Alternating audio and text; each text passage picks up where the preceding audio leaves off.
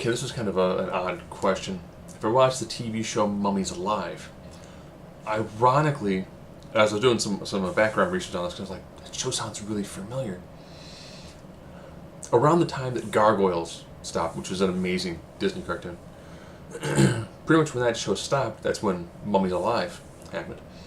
And you have a boy, I think he's the reincarnation of a pharaoh, hunted by an ancient sorcerer and infected by 4 mummies.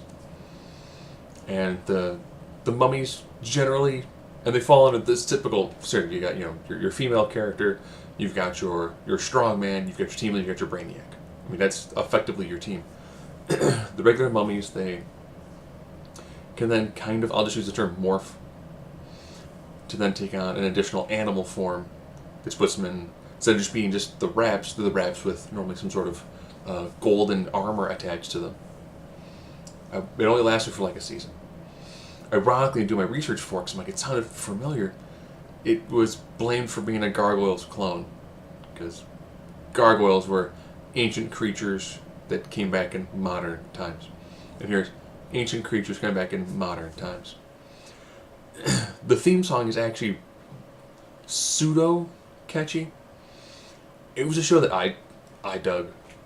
Probably because, like I just said, when you're a fan of a show like Gargoyles, it actually kind of makes sense that you're like, I enjoy the medieval aspects, some of the sorcery aspects, and put it in a modern day context, it works pretty well. Having said that, I actually was a huge fan. One lasted for a year, which is odd. But that happened ironically with a lot of cartoons that, whether it was poor ratings or, well, actually nowadays it's how well are the toys selling. But I watched it, I enjoyed it, I thought it was a great thing to watch after Gargoyles went off the air. I will say out of the 2 of them, Gargoyles was a significantly better show. It is somewhat formulaic. It's very much a product of its time. If you watch the intro, you'll be like, oh wow, they're kind of wrapping in a historical context.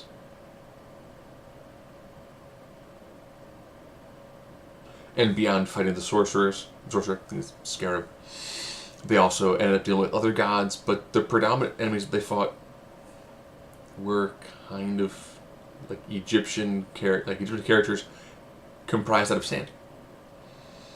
So they effectively fought the putties. So it allowed them to destroy things, but it was like, oh, it's effectively a golem. So we're going to destroy things, that's fine. It's like blowing up robots. It's fine. Did I watch it? Yes. I actually watched because it reminded me very much of Gargoyles, and ironically one of the main criticisms of the show is that it was very much like Gargoyles. Nothing wrong with that.